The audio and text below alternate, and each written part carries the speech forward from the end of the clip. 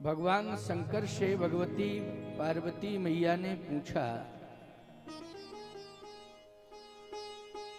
कि श्री राम जी का जो आपके इष्ट हैं, जिनका ध्यान बड़े बड़े ऋषि मुनि महात्मा अमलात्मा विमलात्मा कर रहे हैं, वो श्री राम का सगुण स्वरूप किसके लिए प्रकट होगा?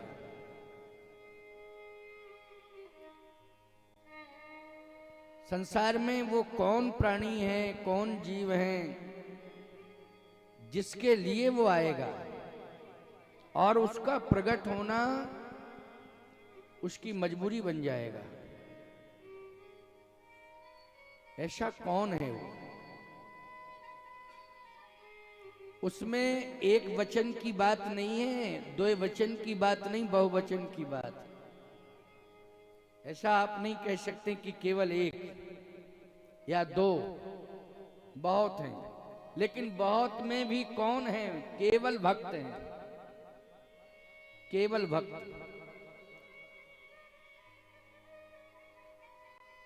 गोस्वामी जी ने लिखा है, सो केवल भगतन हित लागी, सो केवल भगतन हित लागी, सो केवल भगतन हित लागी, सो केवल भगतन हित लागी, परम कृपालु प्रणत अनुरागी, परम कृपाल भगत अनुरागी, परम कृपालु प्रणत अनुरागी, परम कृपाल भगत अनुरागी, सो केवल भगतन हित लागी, सो केवल भगतन हित लागी, राम जन्म के हेतु अनेक, राम जन्म के हेतु अनेका, राम जन्म के हेतु अनेक, राम जन्म के हेतु अनेका, परम विचित्र एकते एका, परम विचित्र एकते एका, परम विचित्र एकते एका, परम विचित्र एकते एका, परम विचित्र एकते एका। ये दोनों अर्धालियों में परम शब्द जुड़ा हुआ है। परम का अर्थ है पूर्णता। तो यहां परम कृपालु प्रणत अनुरागी, इसका मतलब यह है कि परमात्मा के अलावा कृपा की पूर्णता किसी में नहीं है। कृपा की कमी सब में है, लेकिन कृपा में पूर्ण है परमात्मा, बाकी सब में कमी है। लेकिन कृपा की पूर्णता यानी खजाना भरा पड़ा है, कभी खाली ही नहीं होता है कृपा का। और लोग हैं उनके पास थोड़ी मोड़ी कृपा होगी, बस इसके बाद खत्म। लेकिन परमात्मा के पास तो जैसे समुद्र का जल कभी खाली नहीं हो सकता है, कितना जल भरा हुआ है कोई मापदंड नहीं। कितनी गहराई है, कितना जल है समुद्र में, आज तक कोई वैज्ञानिक ये सिद्ध नहीं कर पाया कि कितना जल है, कितनी गहराई है। ऐसे ही कोई भी संत, विद्वान, मनीषी, चिंतक, यहां तक कि शास्त्र और वेद, पुराण, उपनिषद ये नहीं बता पाए कि उसमें कितनी कृपा है। इसका मतलब है कि वो पूर्ण है। अब बात यह है कि भक्त जब तक प्रणत नहीं होगा, प्रणिपात नहीं करेगा मन वचन कर्म से, तब तक वो प्रकट नहीं होगा। परम कृपाल प्रणत अनुरागी, प्रणिपात, शरणागति, प्रपत्ति,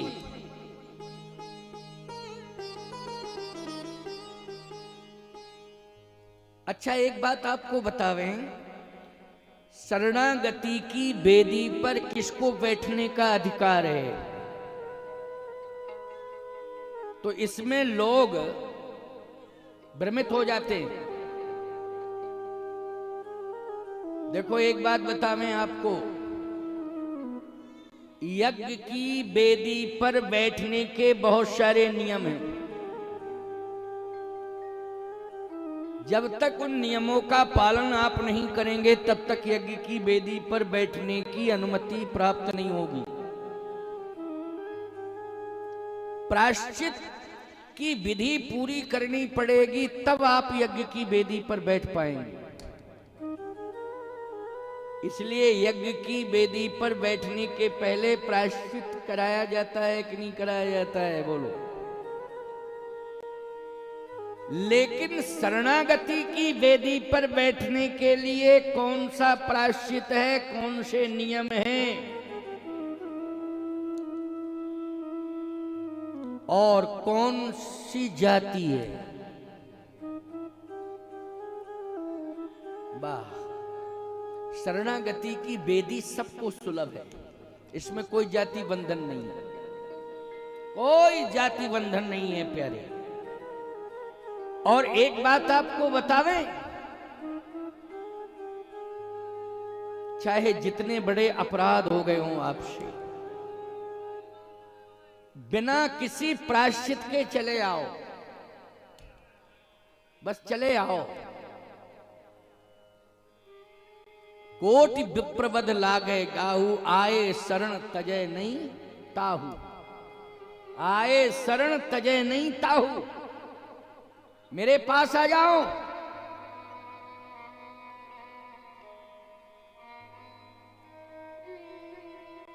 अब कितनी बड़ी सुविधा है।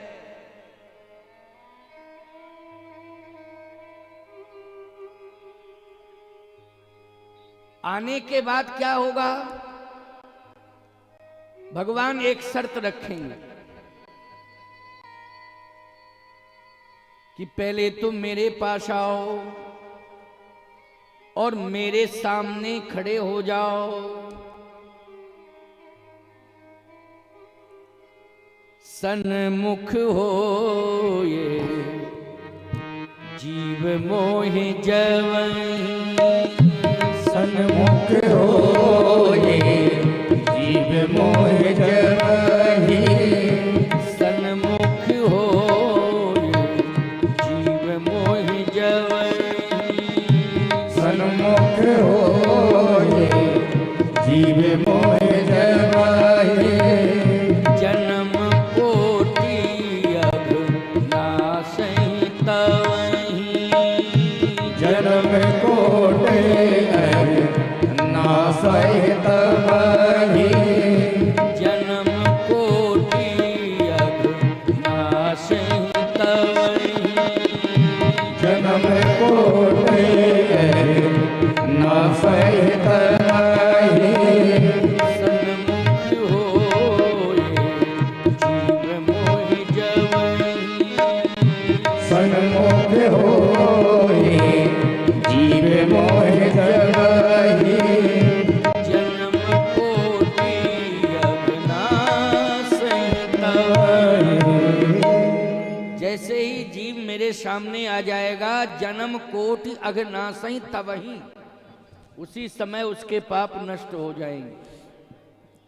तो भक्त कहता है कि मैं कुछ भी जानता नहीं हूं, न पूजा पाठ की विधि जानता हूं, न भजन और यजन की विधि जानता हूं, तो फिर आपके सम्मुख आ जाऊं, फिर आप प्रतिबंधित करेंगे, तो ये मुझे बताएगा कौन? भगवान कहते हैं केवल तुम एक संकल्प ले लेना। क्या? कि मैं आज के बाद कोई पाप नहीं करूंगा। बोलो भाई, इतना तो तुम कह ही सकते हो, क्यों भाई? न तुम मंत्र जानो, न तंत्र जानो, न जप जानो, न पूजा जानो, लेकिन इतना तो कह ही सकते हो कि मैं आज के बाद पाप नहीं करूंगा। बस भगवान कहते हैं फिर मेरा काम है कि मैं कैसे तुम्हारा उद्धार करता हूं।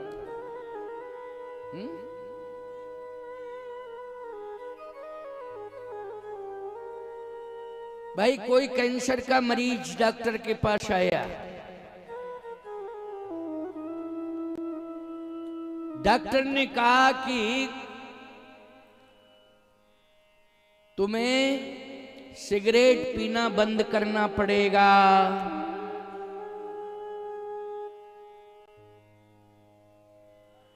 अब मरीज कहे डॉक्टर साहब कैंसर कैसे ठीक करोगे? अरे तुम्हें इससे क्या मतलब है, पहले ये बताओ, वचनबद्ध हो जाओ, आज के बाद सिगरेट तो नहीं पियोगे, आज के बाद शराब तो नहीं पियोगे, ये तुमने लीवर खराब कर रखा है, ये तुमने सारा का सारा अंदर का सिस्टम ही फैल कर रखा है, इतना ज्यादा तुम्हारे अंदर धुआं पहुंच गया है, इतना ज्यादा अंदर तुम्हारे अंदर शराब का जहरीला तत्व पहुंच गया है कि तुम्हारे अंदर का सिस्टम खराब हो गया है, उसी से कैंसर बना है। पहले ये बताओ, ये दोनों चीज छोड़ोगे, फिर मेरा काम है कि कैसे मैं तुम्हारा कैंसर दूर करूंगा।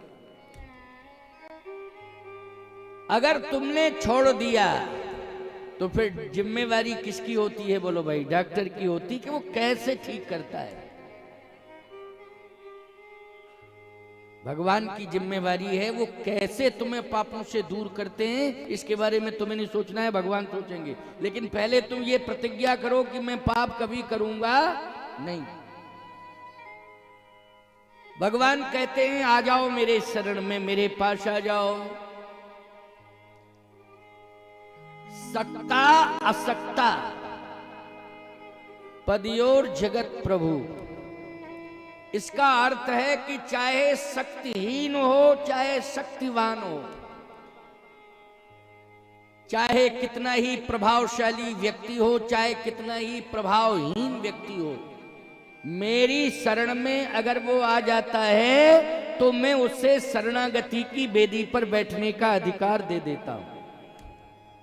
ऐसा नहीं कि कोई बहुत प्रभावशाली हो तभी उसके लिए ये व्यवस्था बनाई गई, नहीं, प्रभावहीन। भगवान कहते हैं मेरी दृष्टि में दोनों समान हैं, कोई भेद नहीं है, मैं भेद करता ही नहीं हूं। आ जाना चाहिए, बस मेरी शरण में आ जाना चाहिए।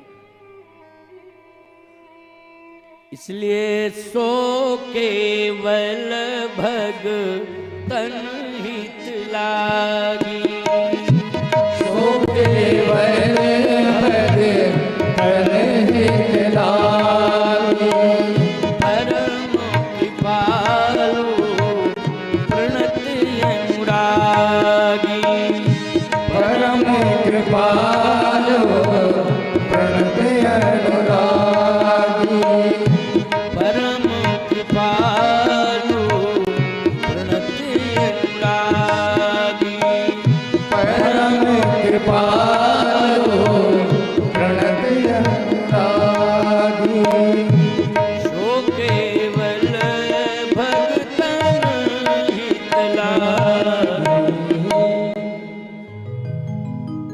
केवल भक्त बनकर के आवे, वो ज्ञानी बन के ना आवे। क्या बन के आवे?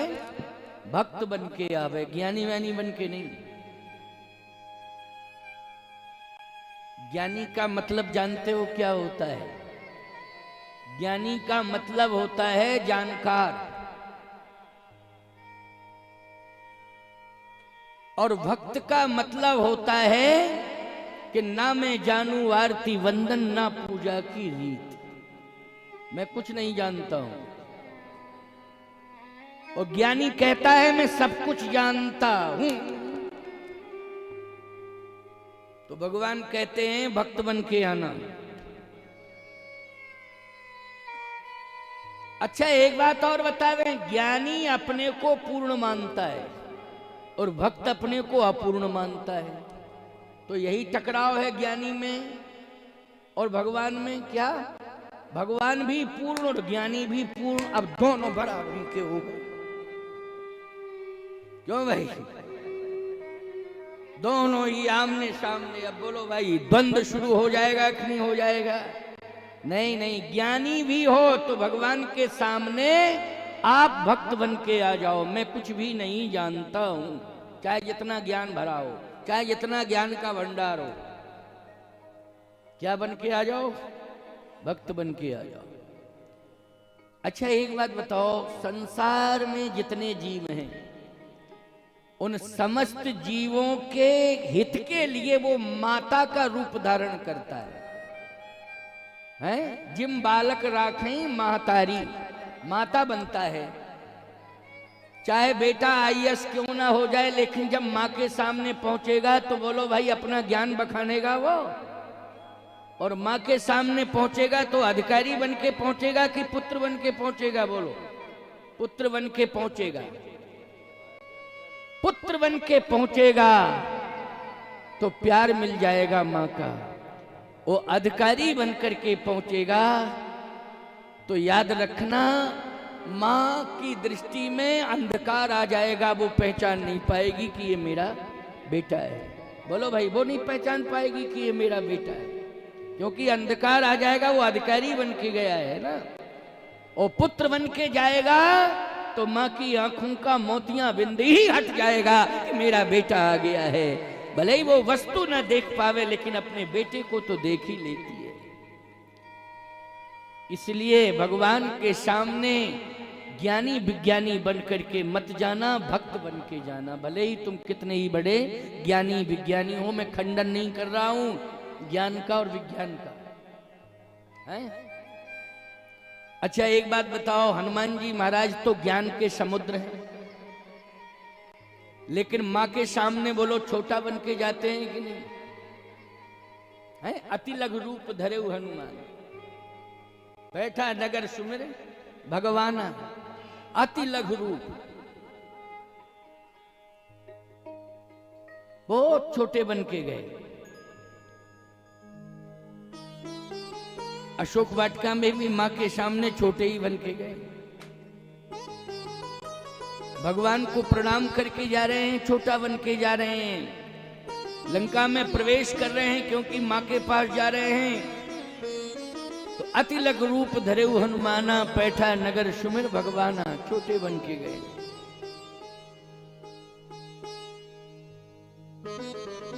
जय हनुमान ज्ञान गुण सागर, जय हनुमान ज्ञान गुण सागर, जय कपीश लोक उजागर, जय कपीश लोक उजागर, जय हनुमान ज्ञान गुण सागर, जय हनुमान ज्ञान गुण सागर, जय हनुमान ज्ञान गुण सागर।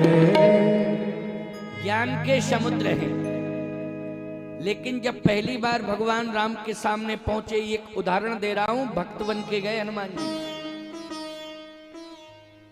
हनुमान जी भक्त बन के गए, ज्ञानी बन के नहीं गए। क्योंकि ज्ञानी बन के जाते तो ज्ञानी व्यक्ति ये सोचता है कि सामने वाला व्यक्ति मुझे नमस्कार करे, ये भाव रहता है, वो मुझे नमस्कार करे, प्रयास उसका रहता है। हाँ प्रयास रहता है। लेकिन हनुमान जी भले ही ब्राह्मण बन के गए, वेद हाथ में लेके गए हैं, पीतांबर धारण करके गए हैं, धरवट रूप देखते जाई, लेकिन माथ नाय पूछत अस भयो। भगवान के सामने जैसे पहुंचे तो सबसे पहले उन्होंने सिर झुका लिया। भगवान नहीं झुका पाए, सिर हनुमान जी पहले झुका लिए। इसका मतलब है कि वो ज्ञानी नामक गृहण्यम है, लेकिन भगवान के सामने बोलो भाई प्रणत होकर के गए हैं कि नहीं? प्रणत, परम कृपाल प्रणत अनुरागी, हाथ जोड़े, माथ नाय पूछत भयो। एक तो ये प्रमाण है, प्रसंग नहीं कह रहा हूं हनुमान जी का, लेकिन चूंकि भक्त के लक्षण बता रहा हूं और भगवान के सामने कैसे पहुंचना चाहिए भक्त को, तब भगवान प्रकट होते हैं, दर्शन देते हैं, स्वीकार करते हैं। क्योंकि आज भगवान को प्रकट होना है। चाहे चक्रवर्ती महाराज दशरथ हों, दशरथ जी महाराज भी ज्ञान के समुद्र हैं, लेकिन दशरथ जी महाराज को शरण में जाना पड़ा। किसकी शरण में जाना पड़ा? बोले ज्ञान को ताक में रख के भक्त बन करके गुरुदेव की शरण में जाना पड़ा। बोलो जाना पड़ा कि नहीं? यानी प्रणत होना पड़ा। प्रणत, जब तक प्रणत नहीं होगे तब तक जो है परमात्मा का दर्शन हो ही नहीं सकता। तो मैं प्रमाण दे रहा हूं, हनुमान जी महाराज ज्ञानियों में अग्रगण्य हैं और ज्ञान और विज्ञान दोनों के भंडार हैं। लेकिन भगवान के सामने जब जाते हैं तो प्रणत होकर के जाते हैं, भक्त बन के जाते हैं, ज्ञानी विज्ञानी बन के नहीं जाते हैं। अब सुनिए परिचय क्या दे रहे हैं। भगवान ने कहा कौन हो तुम, परिचय दो अपना। हनुमान जी बोले एक मंद में मोह बस। अब बोलो भाई मैं मंद बुद्धि वाला हूं। अब बोलो ज्ञानी बनकर के परिचय दे रहे हैं कि मंद बुद्धि वाला बता रहे हैं? बोलो जल्दी। एक में मंद मोहि बश, कुटिल हृदय अज्ञान।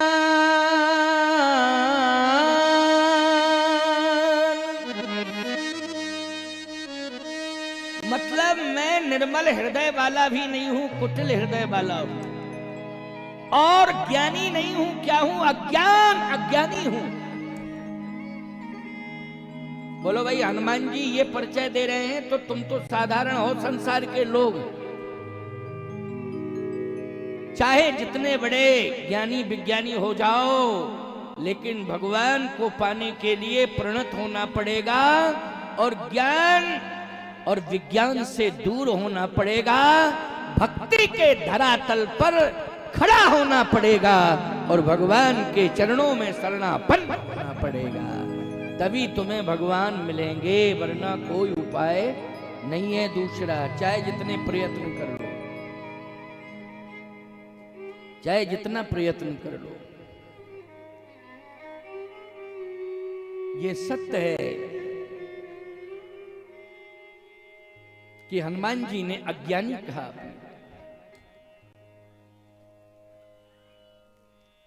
भगवान ने कहा और क्या कहना चाहते? पुन प्रभु मोह बिसारऊ, दीन बंधु भगवान। आपने मुझे भुला दिया है, लेकिन मैं आपकी शरण में आया हूं। अब मुझे थोड़ी सी जगह दे दो बैठने के लिए। अच्छा कहां बैठना चाहते हो? शरणागति की वेदी का अर्थ है भगवान के श्री चरणारविंद। यह है शरणागति की वेदी। की व्याख्या कर रहा हूं कि नहीं कर रहा हूं? बोलो भाई, समझ में बात आ रही है कि नहीं? भगवान की चरण शरण ही शरणागति की वेदी है। आयो शरण तजय नहीं ताहू। विभीषण जी ने जिन चरणन की पादुका भरत रहे मन लाय, ते पद आज बिलो की हो इनने अब जाए। बोलो, है ये शरणागति की वेदी की नहीं? विभीषण जी कहते हैं कि आज मैं भगवान के श्री चरणार बिंदों में जाऊंगा और कहूंगा कि थोड़ी सी जगह मुझे दे दो बैठने के लिए। यह है शरणागति की वेदी। हनुमान जी भी कह रहे हैं, पुन प्रभु मोह विसारे दीन बंधु भगवान। भगवान ने कहा, तो क्या चाहते हो? कहे, आपके चरण में थोड़ी सी जगह मिल जाए, क्योंकि मैं शरणापन्न होना चाहता हूं और ये जहां चरण आपके हैं वही शरणागति की वेदी है। आपकी शरण में आया, जगह दे दो। भगवान ने कहा, मेरे चरण में जगह लेना चाहते हो? हनुमान जी ने कहा, क्या बतावें? चित्रकूट में 11.5 साल बिताए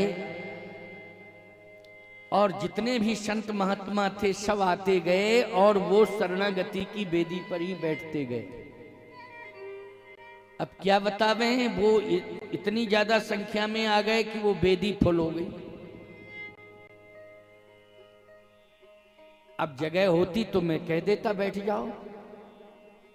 जैसे 5 कुंडी यज्ञ हो रहा है तो 5 यजमान बैठ गए, 9 कुंडी यज्ञ हो रहा है तो 9 यजमान बैठ गए, 51 कुंडी यज्ञ है तो 51 यजमान बैठ गए, 108 कुंडात्मक यज्ञ है तो 108 यजमान बैठ गए।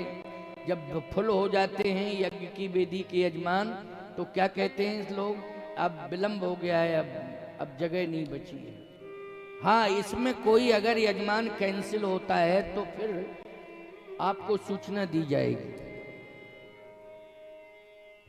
हनुमान जी से भगवान ने कहा कि जितने संत आए सब बैठते गए, अब तो जगह नहीं है।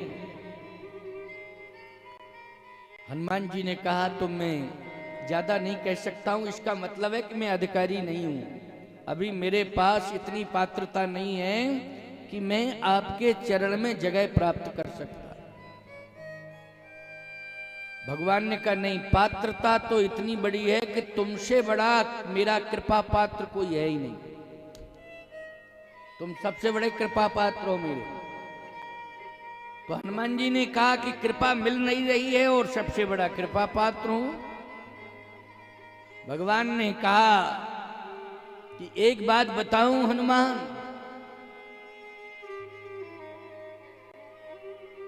तुम्हारी भक्ति पराकाष्ठा पर पहुंच गई है, इतनी ज्यादा पराकाष्ठा पर पहुंच गई है तुम्हारी भक्ति कि उसका इतना विस्तार हो गया है कि मैं शरणागति की वेदी पर जितने भी संत बैठे हैं उन सबके सहित मैं तुम्हारे हृदय में बैठ रहा हूं। इसलिए तुम्हारा इतना विशाल हृदय है कि मैं संपूर्ण संतों के साथ बैठ रहा हूं तुम्हारे हृदय। बोलो भाई, इसलिए बसई राम सर चाप धर, श्री राम जी स्वयं बैठ गए। कहने का तात्पर्य मेरा ये है कि हनुमान जी ज्ञानी विज्ञानी बन के नहीं गए हैं, एक मंद में मोह बस कुटिल हृदय अज्ञान अज्ञानी बन करके गए। इसलिए आजकल के ज्ञानी थोड़े बहुत कुछ हो जाते हैं या बहुत ज्यादा हो जाते हैं मान लो, एक बात आपको बतावें, दोनों चीजें गड़बड़ हैं। एक तो अध पका फल हो, कच्चा फल, या ज्यादा पका हो। ना ज्यादा कच्चा पाया जा सकता है, ग्रहण करने योग्य है, और ना ज्यादा पका हुआ, क्योंकि ज्यादा पक जाता है तो वो सड़ जाता है। क्यों भाई? ज्यादा पक जाता है कोई फल तो फिर वो सड़ ही जाता है, वो ग्रहण करने लायक नहीं होता है। इसलिए मैं कहता हूं, जिसके जीवन में ज्ञान का अहंकार आ गया, उसका ज्ञान सड़ गया, दुर्गंध दे रहा है, क्योंकि उस ज्ञान में अहम का प्रवेश हो गया। इसलिए वो ज्ञान अब स्वीकारोक्त नहीं है, उसको नहीं स्वीकार किया जाएगा। इसलिए जितने बड़े बड़े महापुरुष हुए हैं, महात्मा, उन्होंने अहंकार नहीं किया। और राक्षसों ने अहंकार कर लिया। वो ज्ञानी तो थे लेकिन उन्होंने अहंकार कर लिया। क्या कर लिया? अहंकार। अच्छा एक बात बताओ, देव में और दैत्य में कितना अंतर है?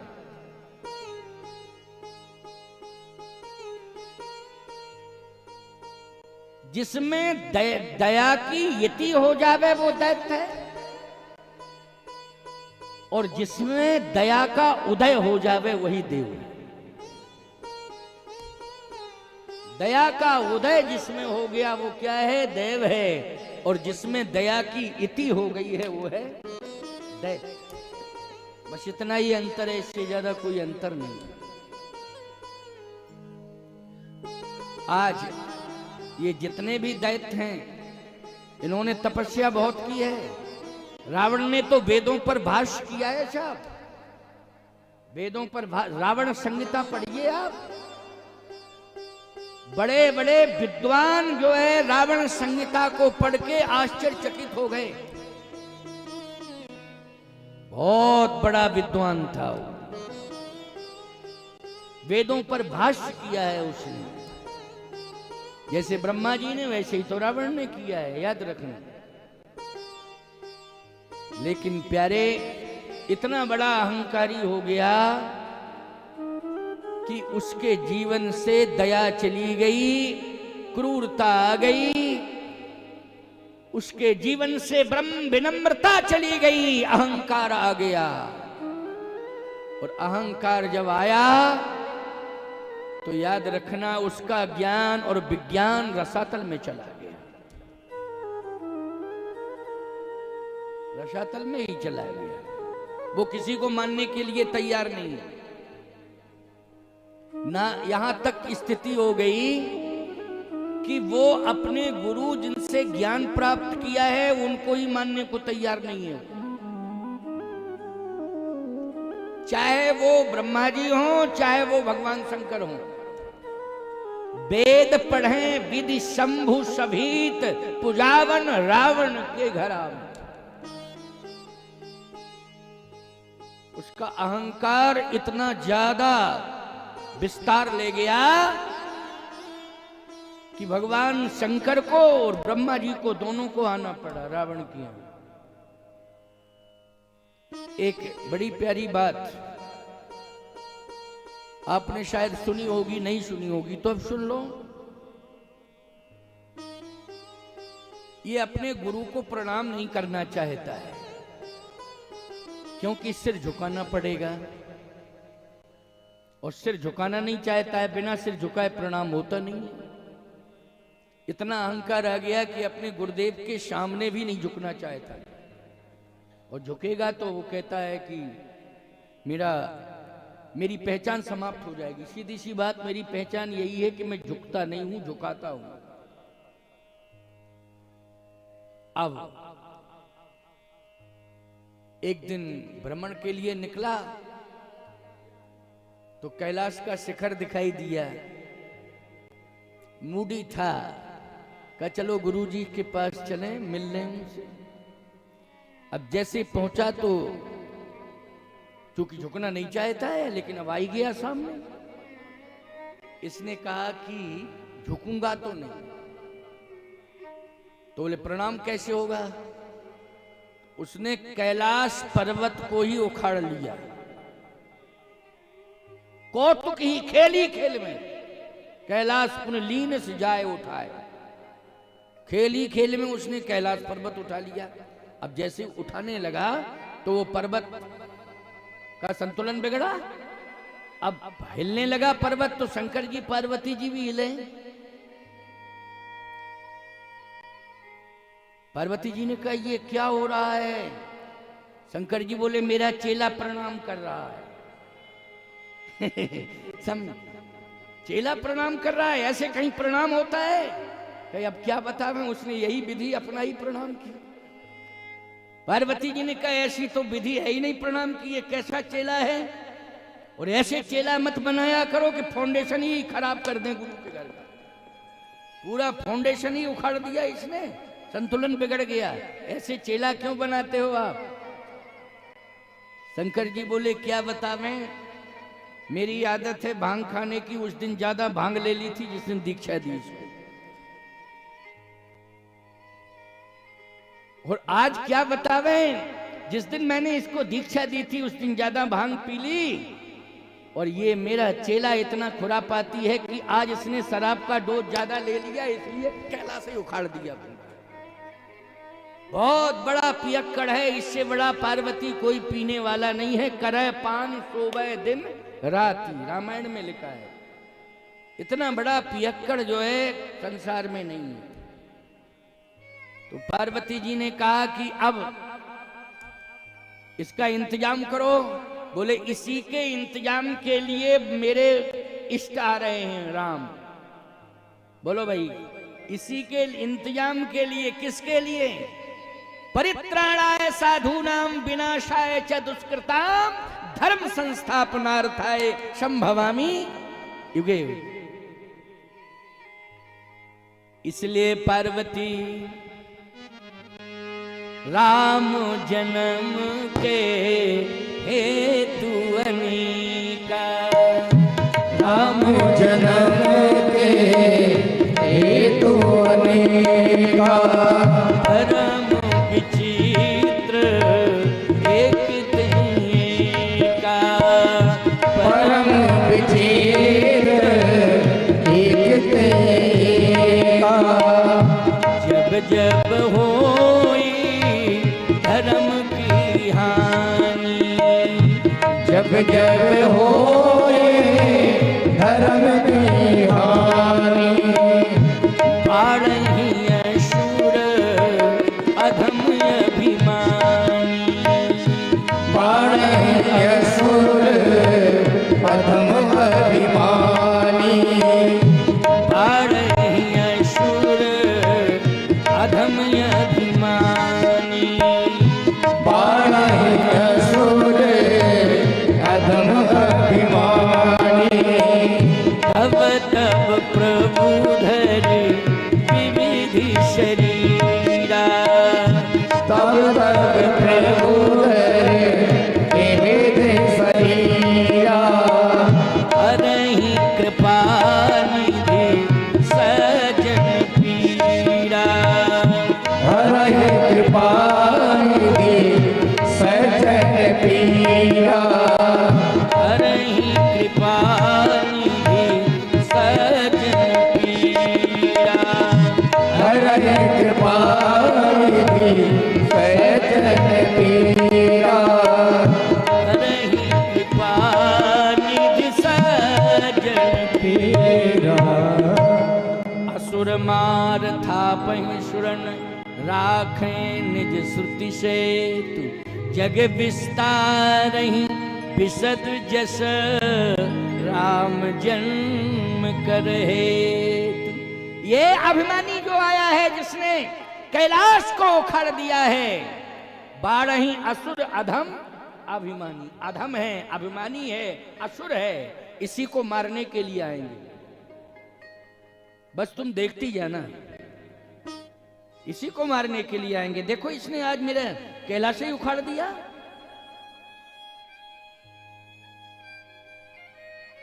वाह,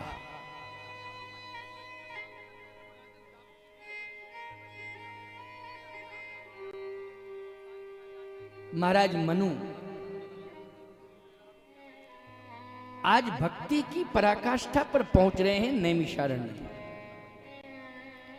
और उन्होंने संकल्प ले लिया है कि मैं धरती पर उसे उतारूंगा,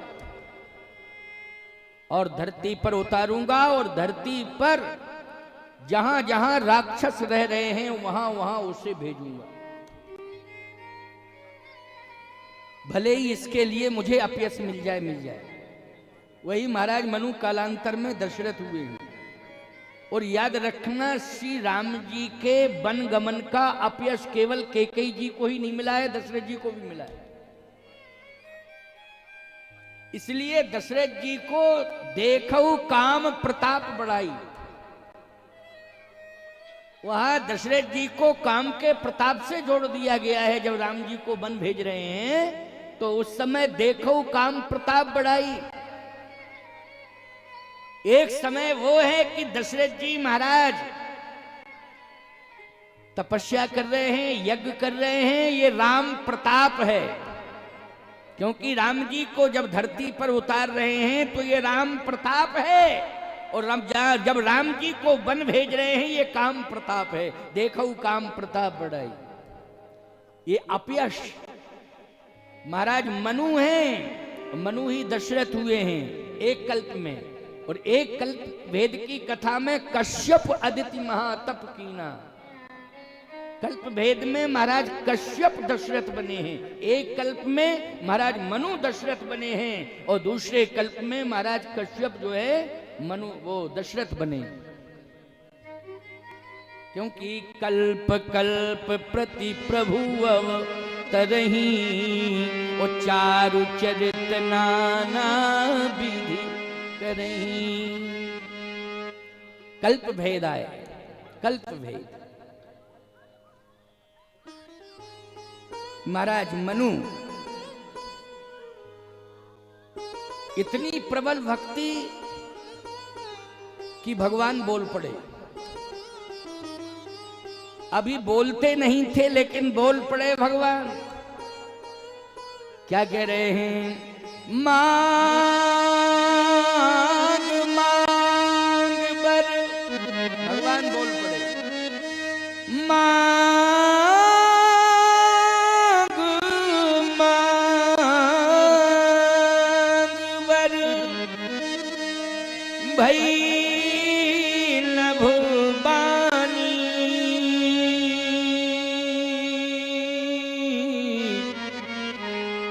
परम गंभीर कृपामृत शायन, परम कृपालु प्रणति अनुरागी।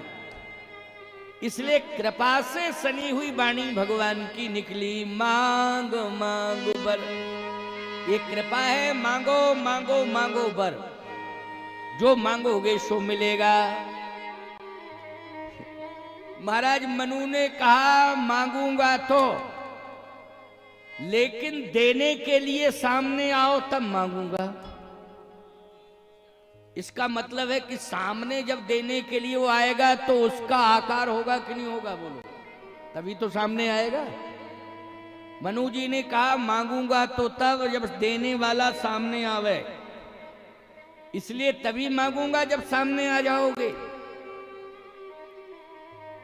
वाणी ने कहा कि मेरे सामने चुनौती है। क्या चुनौती है? मैं सामने नहीं आ पाता हूं, देता सब कुछ हूं, लेकिन सामने आके नहीं देता हूं, सामने आके नहीं देता हूं। लेकिन मांगने वाला जो मांगता है उसको मैं दे देता हूं। मनु जी ने कहा कि अभी तक आप देते रहे हो, लेकिन विधि बदलो, अब तरीका बदलो। अब मेरे सामने आओ, डायरेक्ट आओ और दो, मैं ले लूंगा।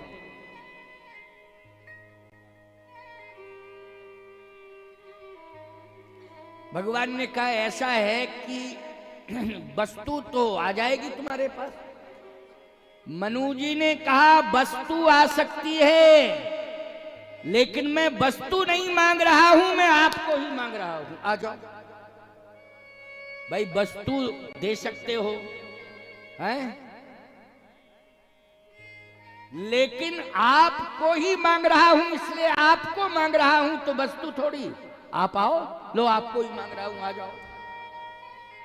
भगवान ने कहा बड़ा विचित्र मांगने वाला, अभी तक जिसने भी मांगा है उसने वस्तु मांगी है, लेकिन ये तो मुझे ही मांग रहा है। चाहो तुम ही आ जाओ मेरे सामने, तुम्ही को चाह रहा हूं। भगवान ने कहा कि मैंने कह दिया था कि मैं दूंगा, लेकिन अब मुझे ही बुला रहा है तो जाना पड़ेगा। अब भगवान ने कहा कि मैं कैसे जाऊं, क्योंकि पैर चाहिए, देने के लिए हाथ चाहिए, दर्शन के लिए स्वरूप चाहिए, ये सब कौन देगा? प्यारे, भगवान राम और भगवान शंकर दोनों एक दूसरे के पूरक हैं। उस ब्रह्म राम ने कहा है शिव जी से कि मेरा श्रृंगार करो अब, क्योंकि मैं तभी जा पाऊंगा, श्रृंगार करो मेरा। जैसे एक पत्थर में आकार नहीं है, लेकिन मूर्तिकार क्या करता है, उस पत्थर में आकृति बना देता है। तो मूर्तिकार की जरूरत पड़ती है कि नहीं, बोलो? तो याद रखना, उस ब्रह्म निर्गुण को सगुण साकार एक एक अंग प्रदान करने वाले, उसको मूर्ति के रूप में स्थापित करने वाले एक एक अंग को देने वाले अगर कोई है इस सृष्टि में तो है भगवान शंकर। उन्होंने ही श्रृंगार किया है। जैसे आजकल के मूर्ति कलाकार जयपुर में पत्थर में राम जी की आकृति बना देते हैं, नासिका सुंदर, कंठ सुंदर, कान सुंदर, हाथ सुंदर, उदर सुंदर, पैर सुंदर, चरण सुंदर। ये कौन बनाता है? मूर्तिकार। भगवान शंकर ने एक एक स्वरूप का निर्माण किया है, याद रखें। कैसे?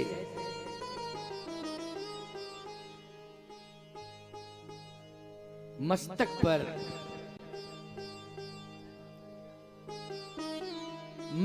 पर अपना त्रिशूल रख दिया तो वो तिलक बन गया। अच्छा बोलो, राम जी का जो तिलक है वो कैसा है? त्रिशूल जैसा है कि नहीं? जल्दी बोलो, कैसा है? त्रिशूल जैसा। त्रिशूल यूं रखा, त्रिशूल बन गया। वाह!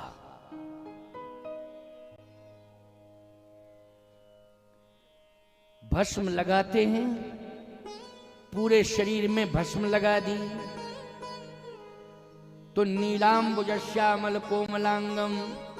बोलो, भस्म किसी के शरीर पर लगा दो तो भस्म का रंग कैसा होता है?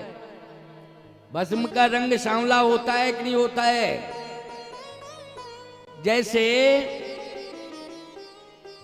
वस्तु कैसे ही रंग की क्यों ना हो, लेकिन उसको यदि खाक कर दिया जाए तो एक ही रंग। बोलो भाई, एक ही रंग होता है कि नहीं होता है? चाहे जैसी वस्तु हो, भिन्न भिन्न प्रकार के रंग हों, लेकिन जब उनको जला दिया जाता है, खाक कर दिया जाता है तो एक ही रंग हो जाता है। अच्छा सही बताना, जब हमारा शरीर जल के भस्म हो जाता है तो चाहे गोरा व्यक्ति भस्म हुआ हो चाहे काला, लेकिन गोरा और काले की भेद भस्म एक ही रंग की होती है कि नहीं होती है? बोलो, कि गोरे की गोरी, काले की काली? नहीं नहीं, भस्म तो एक ही रंग की होती है। इसलिए शंकर जी को भस्म प्रिय है। उन्होंने भस्म लगा दी, और जैसे ही भस्म लगाई तो याद रखना, मुर्दे की भस्म लगाते हैं शंकर जी। किसकी? मानव मुर्दा। कौन सा मुर्दा? मानव मुर्दा। और जैसे ही भस्म लगाई तो ईश्वर अंश जीव अविनाशी, ईश्वर अंश जीव अविनाशी, ईश्वर अंश जीव अविनाशी।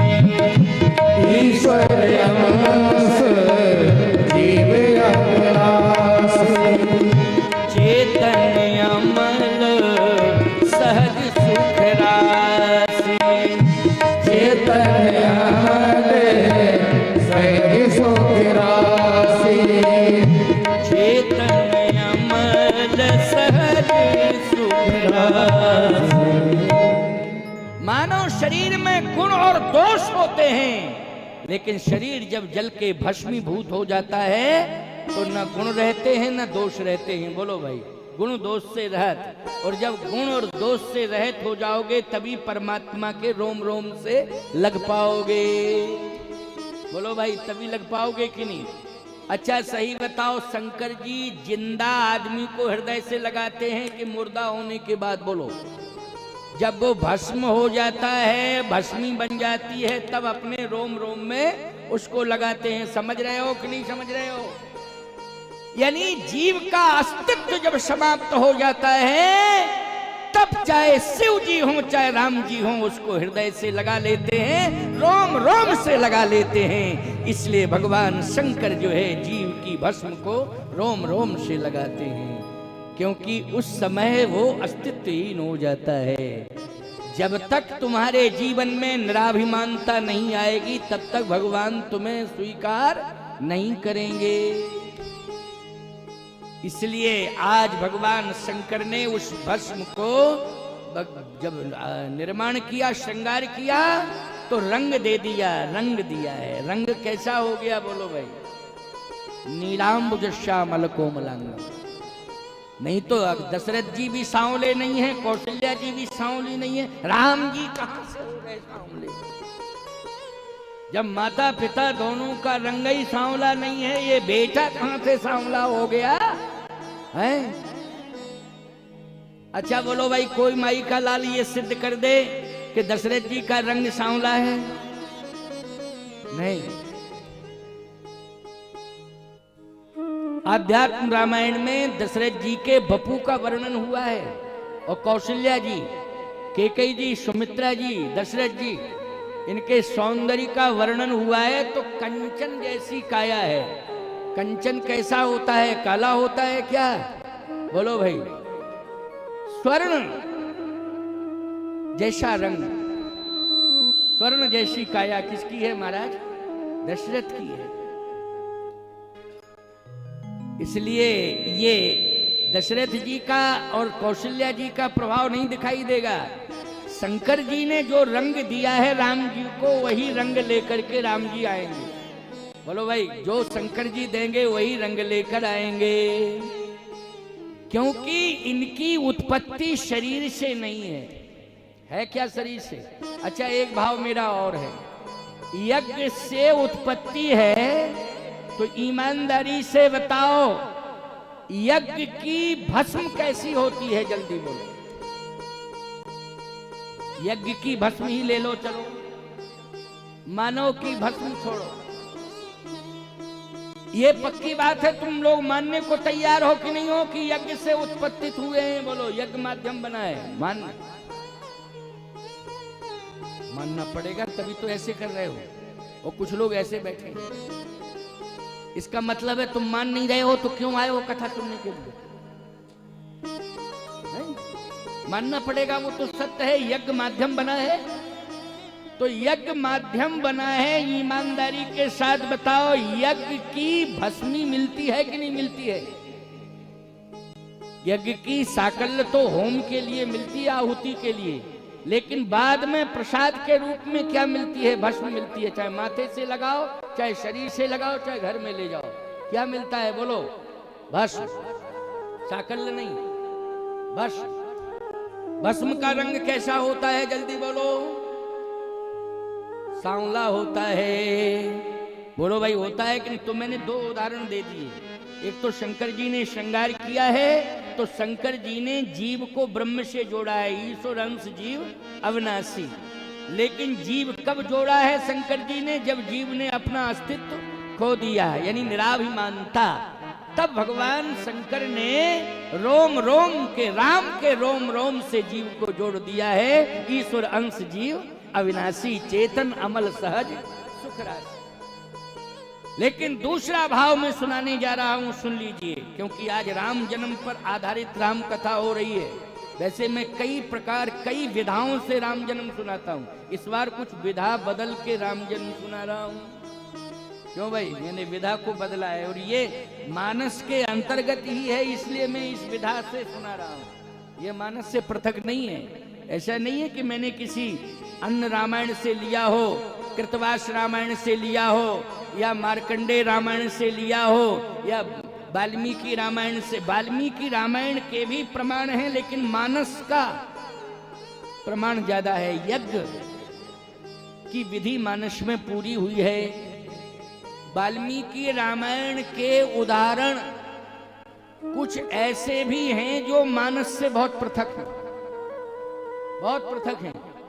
जैसे मानस में परशुराम जी महाराज सीधे जनकपुर में आए, और वाल्मीकि रामायण में जनकपुर में परशुराम जी आए नहीं, रास्ते में मिले।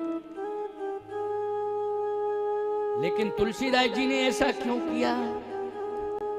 तुलसीदास जी ने राम के चरित्र को, राम जी के लीला के जितने भी पात्र हैं उनको जन जन से जोड़ा है। किससे जोड़ा है? जन जन से। और जंगल में ईमानदारी से बताओ, जनता ज्यादा है कि वृक्ष ज्यादा है? पेड़ पौधे ज्यादा हैं, वृक्ष ज्यादा हैं। अगर जनता मिलेगी तो नगर में मिलेगी, जंगल में मिलेगी? नगर में। इसलिए परशुराम जी को नगर में पहुंचाया है और नर नारियों को दर्शक बनाया है कि देख लो, यह है लीला श्री राम की। ये राम जी की लीला के पात्र हैं जो आ रहे हैं। ये राम जी की लीला के पात्र हैं जो आ रहे हैं। जंगल में न रसलीला होती है न रामलीला होती है, नगर में ही होती है।